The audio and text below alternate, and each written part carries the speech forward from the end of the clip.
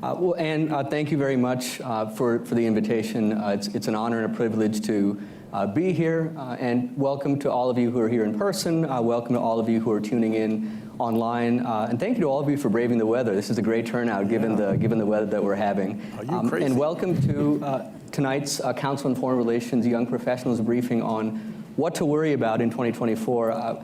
We were talking backstage, and I was saying I was almost tempted to modify the title of the briefing, What Not to Worry About in 2024. I think soberingly we'll have no shortage of topics to discuss. My name is Ali Wine. I'm a senior research and advocacy advisor for U.S.-China relations at the International Crisis Group, and we have a superlative panel for you. So I'm going to introduce the esteemed panelists very briefly, and then we'll dive right into a conversation.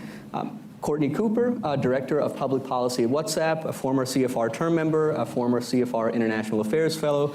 Paul Stairs, the General John W. Vesey Senior Fellow for Conflict Prevention at the Council on Foreign Relations and Director of the Center for Preventive Action. And last but certainly not least, Elizabeth Hoffman, Director of Government Affairs and a Fellow at the Center for Strategic and International Studies and a CFR term member. And so, again, a really illustrious lineup. We're going to try to cover as much as we can. I'm going to have a sort of a conversation with our panelists until about 6:35, and then we'll try to get in as many questions from folks who are here and for folks who are tuning in online. So, Paul, let me turn to you, and congratulations on the publication of the newest survey. I'll hold it up. The Preventive Priority Survey 2024. And just before asking you sort of my opening question, just a word about the survey. I would obviously commend it to all of you. And it started in 2008, and it's really, I think for policymakers and analysts alike, it really has, since its inception, become a really important tool for trying to kind of make sense of just a world that seems to be ever more in chaos and ever more on fire. So, Paul, kudos to you. So on that note, I wanted to start with a little bit of optimism since we're going to be talking about all that we have to worry about. Two questions for you. The first is for folks who are joining online, for folks who are in attendance this evening who might not be familiar with the Preventive Priority Survey, or PPS. It started in 2008. Tell us the origin story. What was the impetus for launching the survey? And then maybe give us kind of the high-level overview, sort of the top-line findings from the survey. Okay, well, thank you, Ali, and thank you all for braving the elements tonight. It's getting really cold out there, so I very much appreciate you showing up tonight, and for those online, too. So in terms of the origins, basically it began, as you said, back in 2008, and it was really driven by the sense that when policymakers were confronted with a very sort of disorderly world and potential conflicts, it was very difficult for them to really prioritize where to focus finite resources and attention. And often they would be pulled in one direction and not pay enough attention to something that was brewing over the horizon, something potentially more important and threatening to US interests. So I thought, well, let's poll or survey American foreign policy experts to get a sense of which potential or ongoing conflicts that could get worse, or which ones were sort of brewing over the horizon and were plausible in a sort of 12-month time frame could get worse too, or erupt. And which of these were, how likely were they, and moreover, what kind of impact would they have, or harmful impact, on US interests? And so every year we essentially bring together or conceive of 30 plausible contingencies based on an initial public solicitation. And we send out the survey, and experts individually assess them for their likelihood and impact, and then we aggregate the scores, and then we sort them into 3 tiers of relative priority. And we've been doing this, as I say, since 2008. We've changed the methodology a little bit.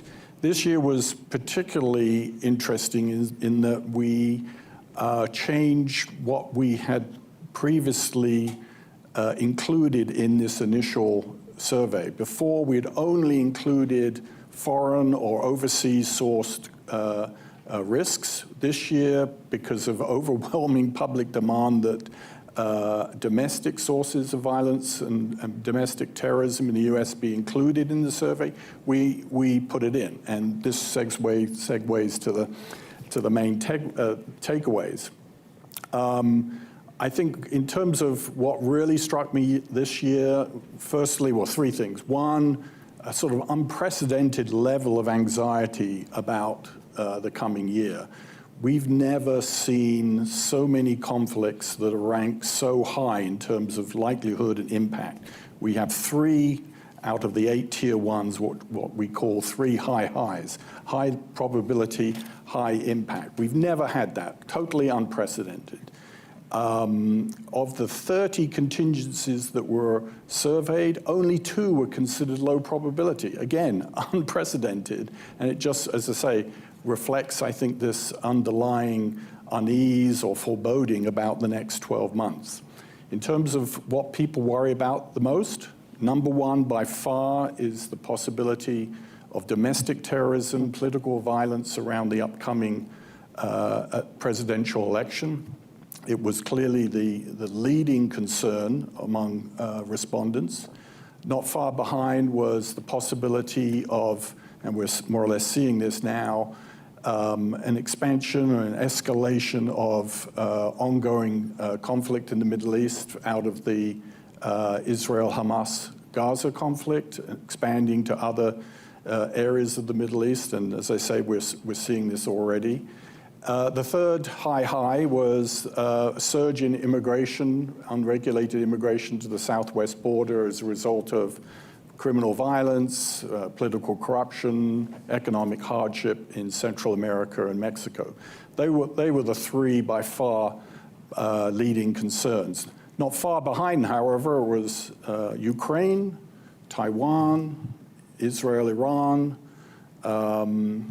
possibility of a major cyber attack on U.S. critical infrastructure. And of course, the hardy perennial that's in there every year, North Korea. Mm-hmm.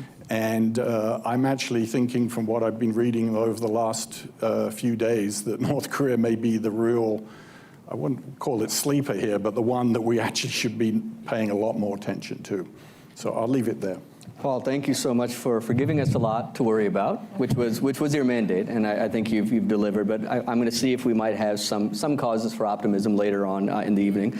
Elizabeth, I want to come to you, and I want to focus on so Paul gave us a really good overview, both of sort of kind of the origin story, the genesis of the survey, the principal findings, and gave us a sense of a range of conflicts and hotspots that we need to watch out for. And I want to draw your attention and ask you about this word, the middle word, preventive priorities survey. So at least when I hear the word priorities, I think that obviously there's a range of conflicts that should be of concern to U.S. policymakers. And I want to ask you, when you consider the range of hotspots, and Paul gave us a brief overview. We have a war in Europe that's raging. It shows no sign, at least thus far, of de-escalating as it approaches its 2-year mark.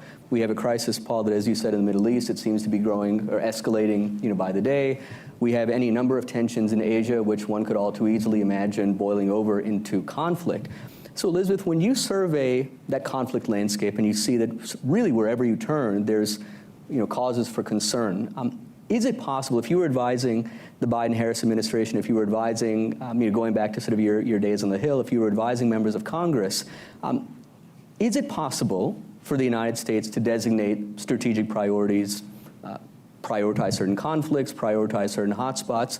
Should the United States designate priorities? But give us a sense of, again, focusing in on that middle word of the title, priorities. Is it possible, and should the United States prioritize?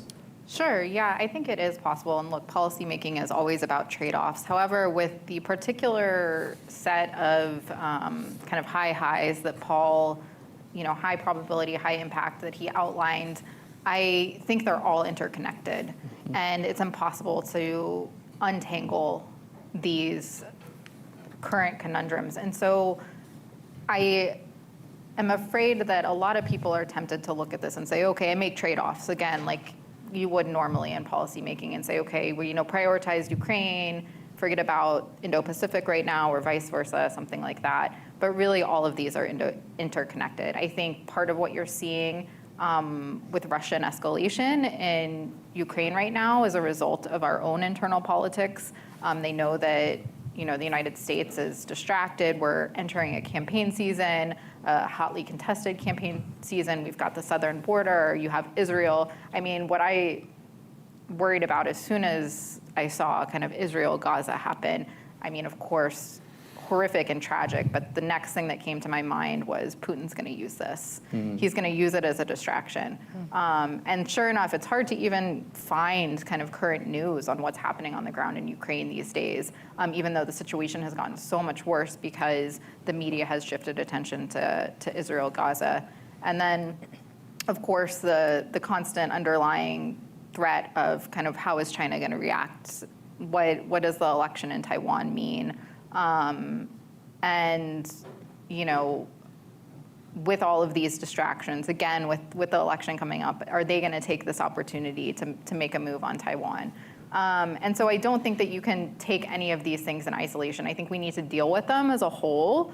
And frankly, the supplemental package actually on the Hill does deal with many of these. It deals with Israel-Gaza, it deals with Ukraine and Russia, with the southern border, although that is immigration policy is very, very tricky. I was on the Hill for a couple of really big pushes for immigration reform that failed. So slightly worrying that might be what kind of collapses the house of cards. And then, of course, it has some money in there for Indo-Pacific, too. So I do think that there is a push to deal with this, but I don't think that policymakers right now are really focused on the urgency. Like, this is urgent. We cannot wait. So, that's my main concern right now is, are we going to act quick enough? Because our adversaries are acting quickly, and they're taking advantage of the fact that we are kind of sitting on our hands and having these internal debates and discussions. So we need to be a little bit more decisive here. Elizabeth, thank you. And speaking of causes for concern, Courtney, I want to come to you next. And again, I really would urge all of you to read the report in its entirety. I think something that I really respect about the PPS as an analytical tool is it's digestible, but it manages at the same time to be very comprehensive in its coverage and very rigorous. And I think that striking that balance is quite challenging in this information ecosystem. Courtney, I want to read you a quote just verbatim from the report and ask you to react to it. It's quite jarring, and I'm just going to read verbatim from the report. Quote, in prior, and Paul, and you were saying this in your opening remarks, quote, in prior years, only overseas or foreign source risks to U.S. interests were evaluated in the PPS, the Preventive Priority Survey. However, during the public solicitation of contingencies for the 2024 PPS, the level of concern expressed about the risk of politically motivated violence in the United States, especially surrounding the upcoming presidential election, was too great to disregard.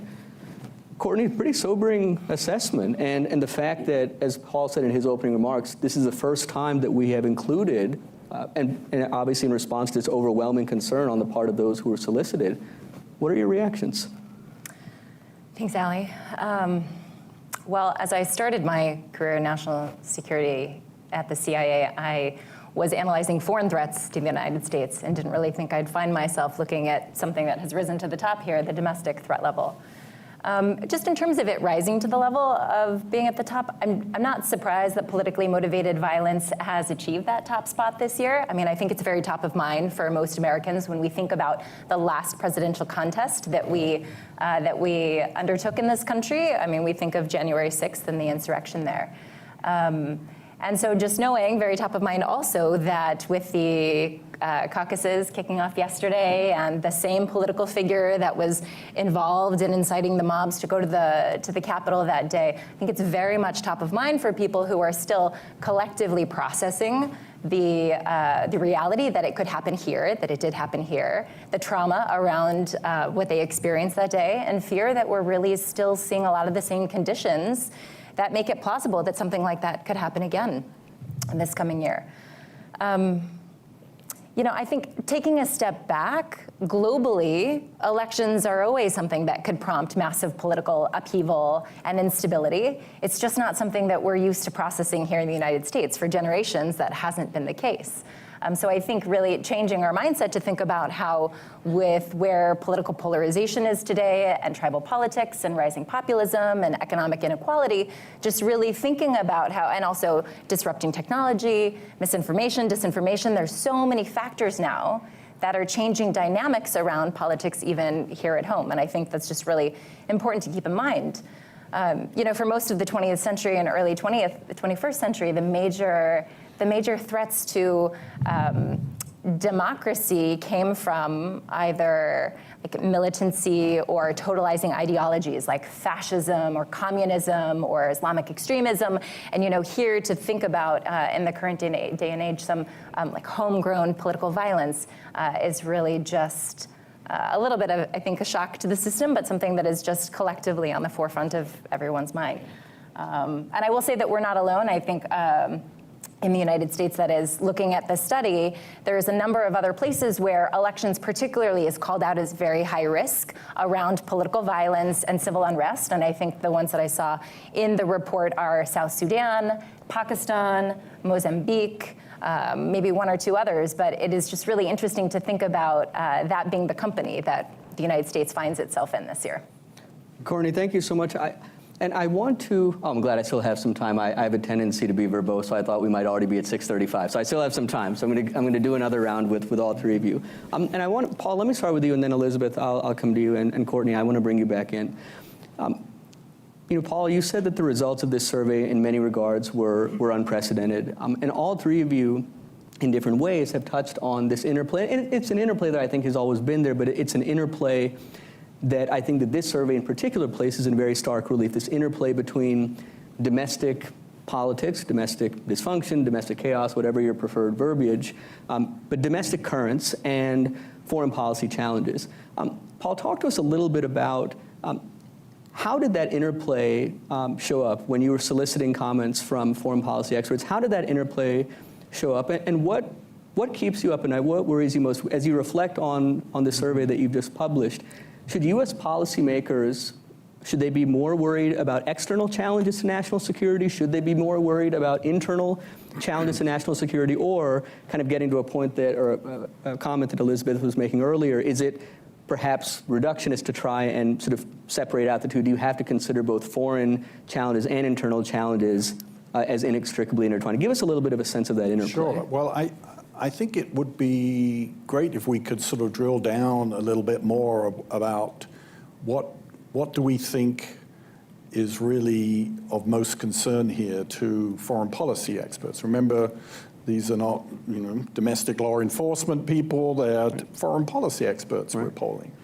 And we should maybe encourage others to give their views too. But as I see it, there's the obvious, the threat to life and liberty at home, and we can kind of take that for granted. But what else bothers foreign policy experts here? And I can think of several. One is the possibility that, and this really touches on, I think, what Elizabeth was saying, that foreign actors, non-state, state, could foment further divisions within the United States through social media, disinformation, fake news, et cetera, et cetera. So there's the possibility that they see an opportunity to really generate yet more division within the US. So that's an obvious one.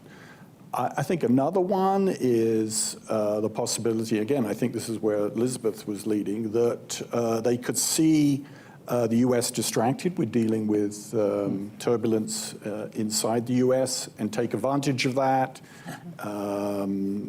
We can think of a number of possible areas of the world where malign actors may say, hey, this is a good time to act, and so that's one. A third is this long-standing US goal to promote democracy and human rights around the world.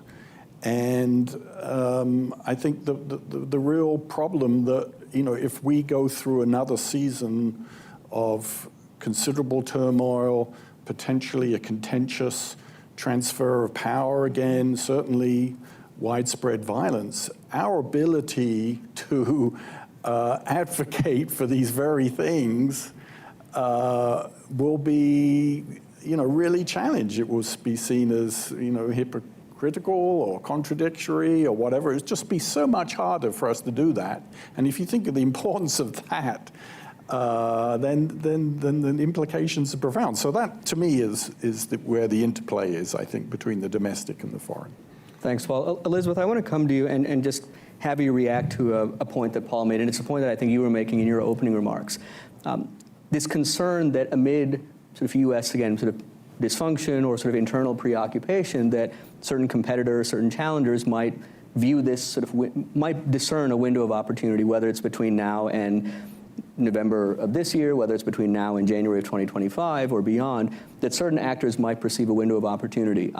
Which of those actors worries you most, kind of in the spirit of the title of this panel? Which of those potential actors worries you most, and what might they do? What should we be thinking about in terms of scenario planning?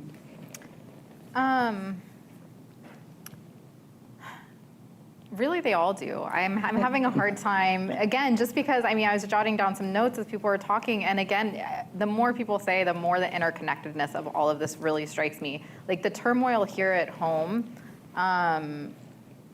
you can't separate kind of what Russia and China are doing from that. You've seen news come out recently, and I defer to Courtney on this point, but you know that China is really ramping up kind of anti-Semitic rhetoric in the social media sphere, which you know we've seen protests that have turned increasingly violent related to Israel and Gaza.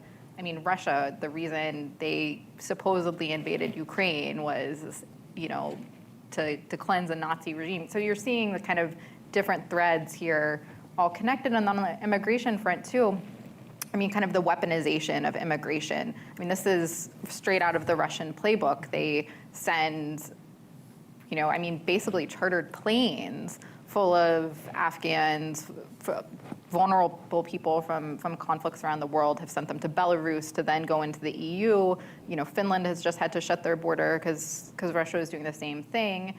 And, you know, so this is kind of using what's happening at our southern border to then sow doubt in, should we fund Ukraine, which also takes down, obviously, the Indo-Pacific and Israel, Gaza, along with this. These are all just so kind of woven together. And I think what makes this really difficult is that as Americans, we don't like to think of foreign powers having influence over us like this. Like we're Americans, we're strong, we're, you know, people can't deceive us. It's human nature that, you know, and I think that's why people had such a visceral reaction to kind of the foreign interference in, you know, the 2020 and the 2016 elections, because we don't like to think we're being fooled. We don't like to think we're being manipulated. And I think that a challenge is, how can we talk to the American people about what is happening with elections, how information is being manipulated by foreign powers? Because it very much is, in a way that I don't think that people appreciate, without kind of insulting their intelligence and making them feel like, well, you got tricked by Russia, you got tricked by China. I don't think people are going to respond well to that. But at the same time, we need to educate, you know, voters in Iowa, voters in Nebraska, people that aren't typically kind of consumed with foreign policy, that this is real, this is happening, and how do you guard against it? Thanks so much, Elizabeth. And you, I don't know if you, this was probably unwitting, but just as you were talking, I said, I've got to bring Courtney back into this conversation as you were concluding your remarks. So, you know, when you reflect on, you know, your career in the intelligence community and now in your current capacity, you know, wearing your tech hat, how can Americans build up greater resilience against, whether you want to talk about misinformation, disinformation from abroad, how do we build up greater resilience? You know, one of the, just as sort of as a brief comment, you know, one of the experiences that I have, that I've been having increasingly, that I find sobering is, you know, when I talk with, you know, friends or colleagues or others, the sense that it seems like more and more individuals, they feel that they're so deluged with misinformation and disinformation that they just kind of throw their hands up and say, I can't discern the truth, I can't distinguish between fact and fiction, what to do. I mean, how, in this kind of information ecosystem, with the kinds of technological platforms that we have that competitors and others are co-opting for their own purposes, how do we build up greater resilience here at home? It's hard. And you only have It's hard. a few minutes. You only have a few minutes. I'll say there is no silver bullet, unfortunately, in this space, and I think it's going to require really a protracted effort here. It's going to require a multifaceted approach between government agencies and cybersecurity experts and technology companies to really tackle this problem in concert with one another. The extent to which it's going to affect most Americans will vary, right?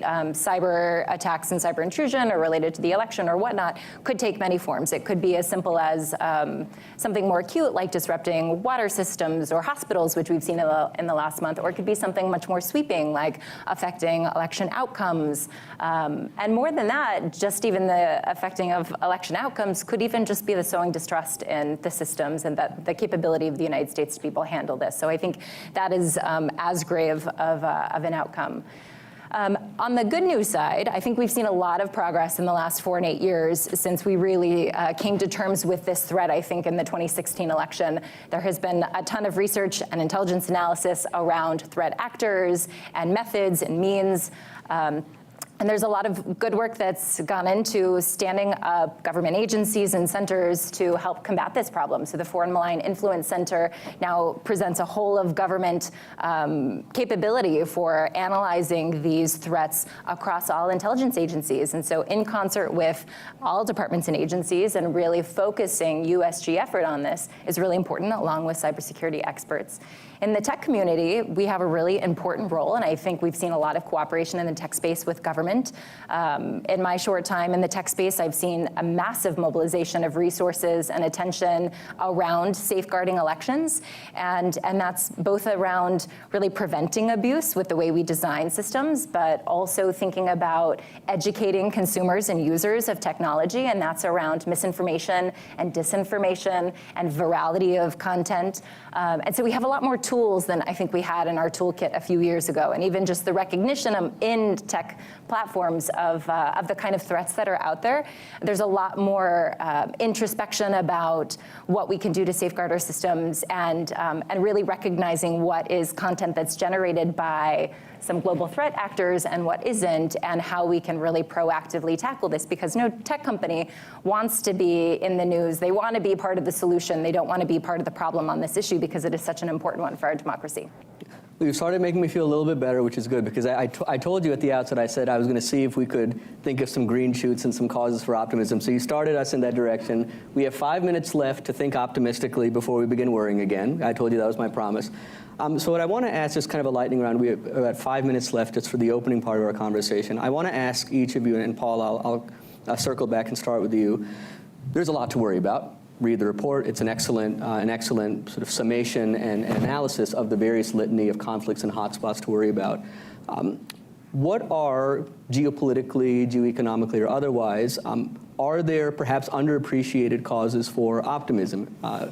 Any kind of silver linings, any green shoots that might, even if partially, offset some of the causes for concern that you document in the report? Right. Well, there was some, I think, welcome developments last year that perhaps don't get the attention. Well, the biggest one, of course, was, I think, this broad rapprochement in U.S.-China relations. We'll see how this lasts with the interregnum in Taiwan, whether that things could get off track again. But there's clearly a commitment there, I think, at the highest levels to creating some kind of modus vivendi between U.S. and China. And Ali, you can talk more authoritatively about this. So that's one. The role of China in brokering rapprochement between Saudi Arabia and Iran, that also will probably be tested in the next few weeks and months. But that's an interesting development, and I continue to hold out the possibility that China might play, perhaps along with India, a positive role in brokering some arrangement on Ukraine. Maybe this is way wishful thinking for me. Another area, we saw terrible conflict in, even if it was relatively brief, in the South Caucasus, the Nagorno-Karabakh expulsion of Armenians from that enclave. But we've now seen what seems to be the possibility of a peace arrangement, a treaty between Armenia and Azerbaijan that might bring stability to the region. Again, this may be wishful thinking. Finally, Greece and Turkey, the two prime ministers, or president and prime minister, met a few weeks ago and professed undying love for each other, and that was in last year's PPS, the possibility of conflict. So there are some things out there that we can, I think, look to and possibly build on in the... We'll take them. Elizabeth, some causes for optimism, and then Courtney, you get the last word, and then we'll open it up to questions from all of you. Elizabeth, give us some silver linings. Yeah, I think actually the causes for worry are also the biggest causes for optimism, right? Like with Russia and Ukraine, if we give the Ukrainians what they need, we have the ability to really handicap the Putin regime, authoritatively defeat Putin, which sends a very strong message to dictators around the world that, we're serious, and would weaken kind of a big adversary. Israel, Gaza, after some of the biggest breakthroughs in negotiations have come after conflict between Israel and the Palestinians. So I think that there's potential to really push forward. The two-state solution and all of that has been dormant for quite a few years. So this could be the catalyst that really could push some serious progress in that arena. And on immigration as well, like I said, over the past 15 or so years, I've witnessed a couple of really major efforts to push forward immigration reform. And it's always, broken down and been held hostage by entrenched views. And maybe this is the time to really, our system is badly outdated. It needs to be modernized. So maybe this could be the catalyst that really kind of starts things. And then on our own elections, I think that what we've seen throughout the past 8 or so years is that U.S. institutions remain strong, and that we still are a democracy. We are very flawed. We're a work in progress. I think that's, we have to approach, as Paul was mentioning about, democracy promotion and human rights abroad. I think actually that gives us a little more credibility if we approach it with humility and say we're very flawed, but so learn from us, learn kind of from our mistakes and what not to do. This is how we grapple with these issues. But, I think you just have to take solace in the fact that, again, we're still going to the polls in spite of everything that happened, and that, our democracy is still holding on. I like that message. Your lips to God see it. Courtney, for the opening part of this conversation, you get the last word, and then we'll go to questions from all of you. I'm sorry to say that I think my colleagues have exhausted all of the optimism that we should have on the panel today. So I will just briefly pour a little water on the other end of the scale, even though that wasn't the question. But I think this is an incredible report, and I know that there's a number of other institutions that have published similar conflicts to watch. This really unique because it's focusing on U.S. interests, threats to U.S. interests, which of course is top of mind for the U.S. policymaking community. But others, I know there was one published by International Rescue Committee, Crisis Group, others, many, and that have really shown a light on the huge amount of challenge that's out there. A lot of them focus on African countries, others in South Asia. On a panel last week that Paul was on, it was highlighted that 300 million people around the world are in dire need of humanitarian assistance. That is a lot of people. And unfortunately, today, our interest is stretched between a lot of different conflicts, as are all of our peers and allies around the world. And so I'm just not confident that a lot of the conflicts really are going to get the attention that they need in the coming year. So I think we're likely to see more fires, not fewer. Oh, fair enough. Okay, I think we're just at 6:35, so we're going to go to the next part of our conversation. This part is on the record, so just keep that in mind. And just if you have a question, raise your hand, identify yourself, ideally ask a question that ends with a question mark. And if there's a particular panelist you want to address the question, please say so. Yeah, go ahead. Thank you. My name is Ian Cocroft. I'm a contractor supporting the Democracy, Human Rights, and Labor Bureau at the State Department. My question is sort of alluding to what Courtney said, and Ali, you said, are there any underappreciated causes for optimism? So I guess my question is, are there underappreciated causes for pessimism? There are conflicts ongoing in Sudan, tension between Eastern DRC and Kenya is escalating. There's ongoing civil war in Burma. And so what are some of these underappreciated conflicts that might not seem to directly implicate US interests? How do we focus attention on those conflicts? And what are some solutions? Thank you. Great question. Thank you.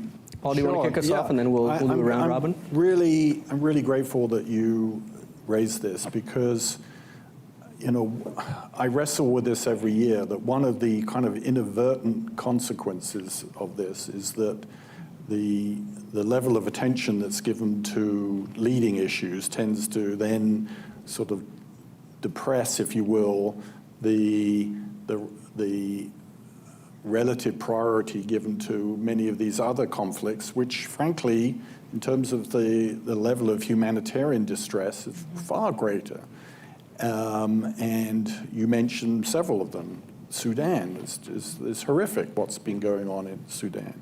Myanmar, DRC, and the possibility of conflict with Rwanda. There's many parts of Latin America too, and closer, Haiti, where there are really serious ongoing conflict and humanitarian distress associated with it. And so I always try to emphasize that just because we suggest that we have to focus on the big issues, we shouldn't at the same time ignore these other ones. It always strikes me too that many of the areas of the world that were leading concerns for the United States just a few years ago are now in Tier 3. They're considered low interest. One is a favorite of Corny here, Afghanistan. Yeah. We had hundreds of thousands of Americans fighting in Afghanistan up to a few years ago. Now it's considered a Tier 3 priority of low impact to U.S. interests. That's extraordinary. There's Haiti's up there too, and that's so close it could spill over. Somalia, we still have U.S. forces fighting there. I can think of other. Kosovo, we went to war on Kosovo in the 1990s. And yet they're all now considered of low impact. So I worry that the attention that we give to the Ukraines and the Taiwans and North Koreas of the world, which are totally valid, nevertheless somehow detracts from these other concerns. And I just want to emphasize that this in no way suggests that we think this is not worthy of the attention of U.S. diplomats and others. Elizabeth or Courtney, did either of you want to come in on this question? Just Please, briefly, yeah. Thank you, Paul. I cannot mention Afghanistan now, which I focused on for many years at CIA and also at the White House. But just to foot stomp that, because I think it is really stark that how many years was Afghanistan top in the tiering structure with respect to either terrorism or political instability. And I think because it's not a key focus now, I mean, there's really serious humanitarian issues there that I think a lot of really good people in the government and around the world are working to help stem with humanitarian assistance to Afghanistan, but just thinking about the plight of women and girls there and thinking about refugee issues and pressure still coming from Afghanistan, thinking about resettlement issues that we have following the drawdown, that we're still working to resettle and integrate tens of thousands of Afghans that fought by our side, that supported U.S. diplomatic interests while we were there. So thinking about how much pressure there is still for us to work on these kinds of immigration pathways and support these conflicts that don't have our attention, but in some ways still should have a bit of our heart because of how long we spent working on those issues. No, and Courtney, thank you for surfacing that issue and just reminding us that it is still very much a live issue. Other questions, please? Yeah, over here.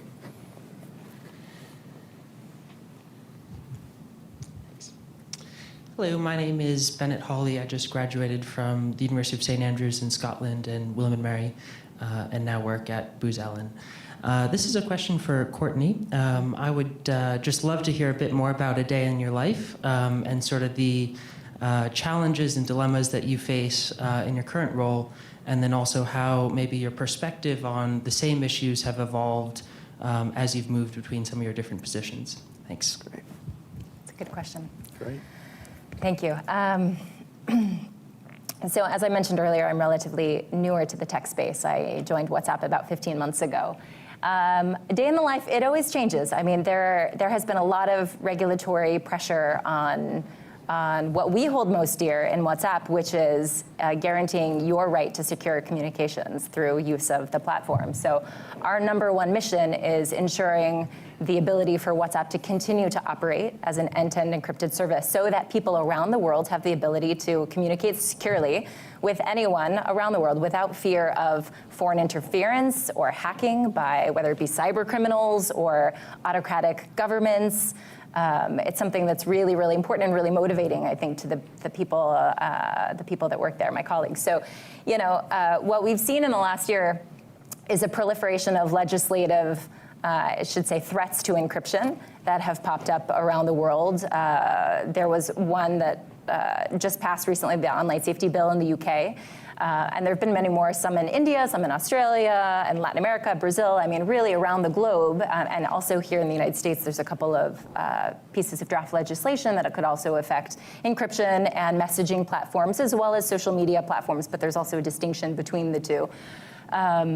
And so really thinking about how do we safeguard that right of users to use this platform and have the security and privacy of communication, while understanding also that governments have an obligation to enact reforms and legislation to safeguard their citizenry in the best way that they can. So really thinking about how do we work with government partners and other civil society groups to think about how to move this in the right direction, how to both protect the service and also comply, because compliance with government regulations is also obviously top of mind. But these regulations look different in every market, and it's something that requires a lot of time. I think that's kind of the defensive part of the job. The offensive part of the job, I would say, is some product counsel and thinking about different innovations that are coming down the pipeway with our platform, and how do we ensure that those product innovations and technological innovations serve our broad customer base and also can land in such a way that they don't invite greater regulatory scrutiny. So there's a lot of exciting stuff happening in the tech space with AI and other things, and just constant innovations. WhatsApp itself is just growing, one of the top growing apps in the United States, so it's just really exciting to see where it's going, but it does require a lot of effort both on the defensive and ensuring that it can continue to operate as the global service it now does. Thanks. Other questions? I see lots of hands. I think I saw your hand go up first, and then we'll come over here. Hello, everyone. So my name is Nick DeMasi, recently graduated from American University, and I work at the Treasury Department. So I have a question for anyone on the panel, and that is, in terms of this report, does it include in any way in the rankings or in in any of the calculations there, the views that the American public holds about these different conflicts, and whether or not the public in the US generally is united on whether the issue is even a concern or which side the U.S. should be supporting? And if it doesn't include that, do you think that it should? Because there are some conflicts where the U.S. public is perhaps more unified in how we should respond or whether it's even a threat. And then there are some others where we've definitely seen some fissures. So I'm just curious as to your thoughts on that. Maybe Paul, and then Elizabeth, I'd love to bring you in as well, if you have some quick reactions. So this is really just a snapshot of U.S. foreign policy expert opinion rather than the broader public. There are lots of polls out there that survey Americans' attitudes to foreign engagement, particular parts of the world, and that is a better barometer, I think, for what you are looking for. This is very much, elite opinion, and we try to be as inclusive as possible. But there is a sort of selection bias here in terms of who is responding to this survey. But there's many others. The Chicago Council on Global Affairs, Pew, some of the others, like blanking on it at the moment. But they have broader views, which I think would answer your question. Elizabeth, any thoughts? So the American public isn't united on anything these days, much less foreign policy issues. And I have to say, what bothers me a bit about the kind of proliferation of polls on some of these issues is that it almost gives political leaders an excuse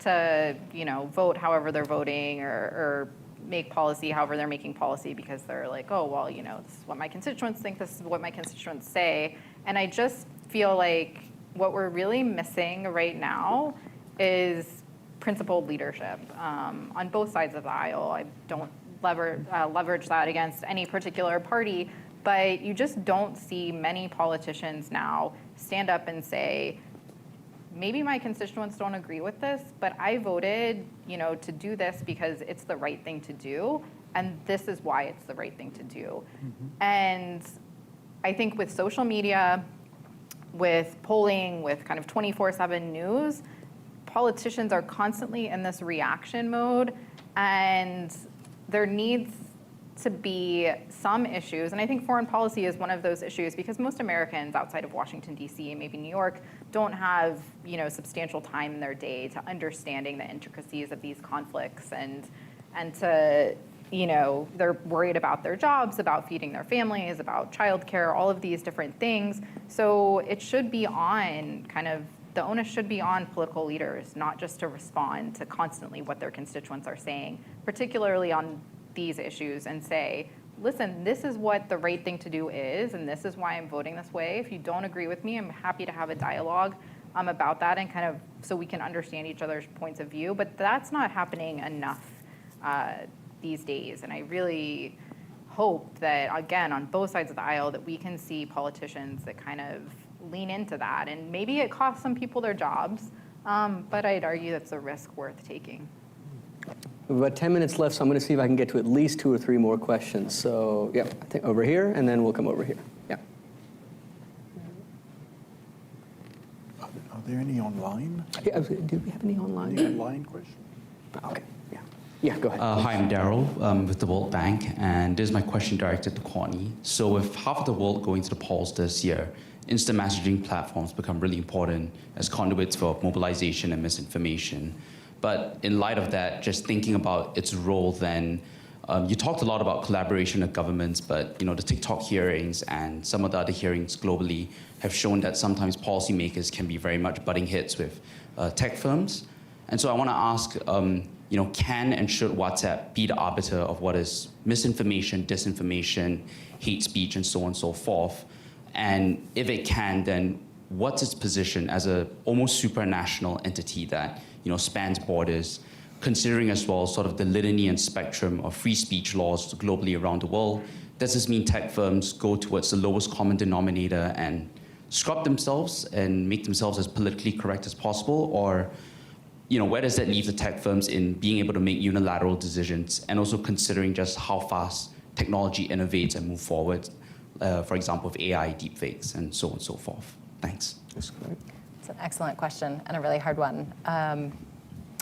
Well, so first I'll just note 2 differences. One, on a messaging platform like WhatsApp, we're limited in what we can do from a content piece because it's end-to-end encrypted. And that means that only the sender and the recipient can see the content. So there really are limits to what we can do in that space. But I will say that there has been a lot the company has done to help contain misinformation and virality in recent years. For example, they enacted forwarding limits So because highly forwarded messages can be an indication of misinformation or disinformation, and labeling so people know when they're receiving information that has been highly forwarded, and also putting limits on how many times you can forward a message that has been highly forwarded. So there are structural things that you can do within the platform to help constrain some of these issues like misinformation and disinformation.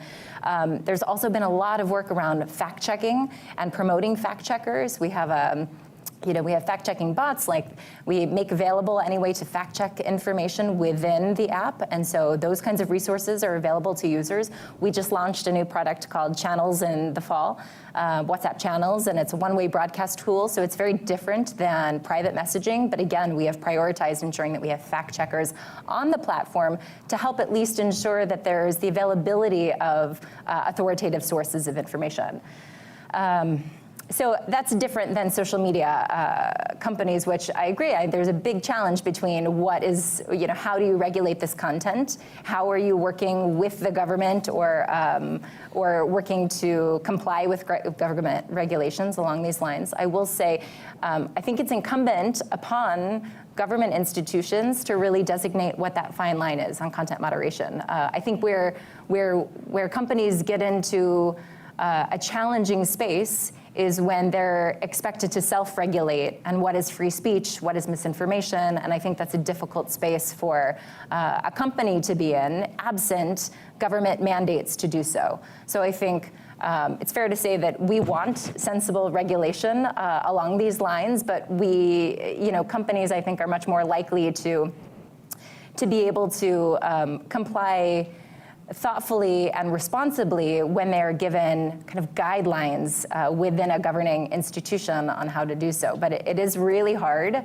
and there certainly will be a lot of focus on this year, particularly with AI and deepfakes, you're right. So it's something that we keep working at, but we have a long ways to go probably till we get it right. Thanks. I think we have probably time for 2 more questions. So back here and then over here, yeah. Thank you guys very much. I'm Brandon Heiblam from the Albert Stonebridge Group. If we can agree that there's a lot to worry about in 2024, I'm wondering to what degree a decrease in the power of U.S. deterrence plays in that, or would you disagree with the premise that the U.S. has lost its ability to deter? That's great. Paul, any thoughts? Actually, all of you, I'd be curious to get thoughts from all of you on this one. Well, having a credible deterrence posture is, I think, for the U.S. critical in trying to, I think, prevent some of the concerns that we face here. I don't like to put all my chips in the deterrence basket. There have been so many cases, even you could argue as recently as the Ukraine conflict, in which we have communicated the consequences of Russia invading Ukraine, yet it didn't deter them. And I think there are many other cases, and we should sort of try to understand why deterrence has failed on these occasions. And what could we do on the other flip side of the coin to sort of reassure potential actors in a conflict situation from pursuing this aggressive course. So there are lots of things to hear, but I think overall, I would never advocate that we somehow pull back, and because I think that really would lessen our global deterrent posture. So, but there's always this little voice of, could we be doing things slightly different? And does this actually perpetuate the problem? Does it create the very thing that we're trying to avoid? So I just wouldn't want it to be the only thing that we rely on for conflict prevention. So I think, and you said we have an online question, so I'm just going to sort of make sure we get to a quick comment, Elizabeth, on deterrence, and then Courtney, and then we'll do an online question, and I think you in the front with the last in-person question. Sure. Yeah. I don't think it's failed. I mean, there's points, where there was serious concern that Russia could trigger some sort of nuclear, I mean, would they use nuclear weapons? Maybe, maybe not, but also, that they might trigger something in Ukraine, and that didn't happen, and I think that was because they understood the consequences.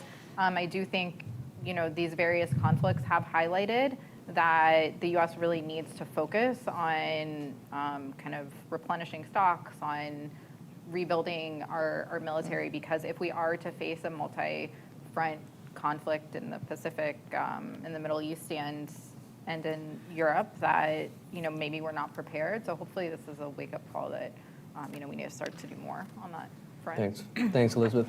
Courtney, any thoughts? Sure, I'll be brief. I would agree with the premise that the U.S. has lost some deterrence capability, and I think what I would point to as a main driver of that is what we see now is really seesawing foreign policy based on our election cycle. And I think in the past, and I couldn't pinpoint a date that this changed, it's probably just been a slow burn, but there used to be a much broader foreign policy consensus. And maybe you'd have some changes on the margins, but really nothing like what we're seeing now. And so I think, looking at something as consequential as the negotiations with Iran over their nuclear program that were really a priority of the Obama administration, and seeing them undone so rapidly under the Trump administration, that is just such a stark pendulum swing, and really undercuts our ability to be a credible actor negotiating any kind of sweeping deal or compromise going forward. And so, if I were a foreign actor and I was thinking whether or not I would stake my own political reputation or my own political prowess on a deal or negotiating with the United States, if we are anywhere within scope of the U.S. presidential election, I would probably think twice. Yeah. I think we have an online question, and then we'll do one last in-person question. Sure, we'll take a virtual question from Alexis Cruz. Please accept the unmute now prompt. Wonderful. Can you hear me? Yes, we can hear you. Wonderful. Thanks. My name is Alexis Cruz. I'm with the Integrity Institute and formerly with Meta. My question's for Courtney. Courtney, I was one of the people who ran the U.S. 2020 War Room for the election. And most recently, I worked on the governance team with the creation of the Oversight Board. As someone who used to work at the company and used to create talking points around responsible governance, especially when it comes to legislators proposing regulation for tech companies, what does that actually look like? I've always been curious, and we are just running out of time right now. And this is extremely timely as we think about the child safety hearing that's coming up at the end of the month, but more so with elections. Just because we have so many global elections, there's been a layoff of hundreds of trust and safety workers. I'm just curious, what does smart regulation look like? How can we help the company create better policies also to mitigate a lot of threats that come with elections and child safety? Thanks for the question, Alexis. Yeah, thank you for the question. What does smart regulation look like? I don't work as closely on the prescriptive U.S. side on working with legislation, so I would say maybe know it when I see it. It's really difficult because, as you point out, there are so many different elements in this space. There's youth, there's content, there's enforcement, there's encryption, there's law enforcement cooperation, a number of things. And so I think there's no one size fits all when it comes to legislation that would regulate any of these things. I would just note, you mentioned the layoffs, the trust and safety efforts haven't stalled. I think tech companies broadly underwent some downsizing in the past year, but all of the systems and the trust and safety effort to really make sure that we're enforcing on content and policies and trying to prevent abuse, that work continues. It definitely continues. So I don't think I have a perfect answer there, but I appreciate the question, and yeah. That's good. Now I was going to say we're out of time. No, almost. We're a little bit over, but I promised I would get to you. So close us out. Last question. Yeah. last question is always the toughest. Hi, Max Castro Paredes from Harvard's Belfer Center, and my question's for Courtney. During the Obama administration, there were these uprisings in Iran, and Twitter was used as a vehicle of getting and supporting some of these movements of the people. How optimistic are you today, or maybe how much communication are organizations like WhatsApp in touch with senior policymakers, educating them of new technologies, new tools they can use in maybe 2024? Thank you. Yeah, sure. Thanks for the question. So when we have new technologies that we're rolling out, like WhatsApp channels that I just mentioned, we do undertake a really broad stakeholder outreach to ensure that all kinds of people using the platform are aware of the technologies and can use them, not just government, but also communities in need, marginalized communities. For example, about a year ago, we rolled out something called WhatsApp Proxy, so that in places where the connection is blocked, often because of a state actor that was blocking access to the service to prevent communication, that there are workarounds that people who need to communicate with loved ones or communicate externally outside of the country have other methods to do so. So I think there's a lot of efforts happening to make sure that new technologies are getting circulated and that people are aware of them and can leverage them. I mean, there's a lot of tech out there. There's so much innovation happening in the tech space, especially around AI this year, that I think it's an exciting space to watch, and one that we are working to make sure that these advancements are made known to people who can really make use of them. I think for WhatsApp, it's really marginalized communities and people that rely on that security and privacy of communications. Great. Just a few closing remarks. Well, first of all, thank you to all of you who joined in person. Thank you to all of you who joined online. Number one. Number two, read the report. The Preventive Priority Survey 2024, really an excellent report. And Paul, congratulations again on its publication. And lastly, but most importantly, please join me in thanking our esteemed panelists, Courtney Cooper, Paul Stairs, Elizabeth Hoffman. Really a terrific panel. Thanks.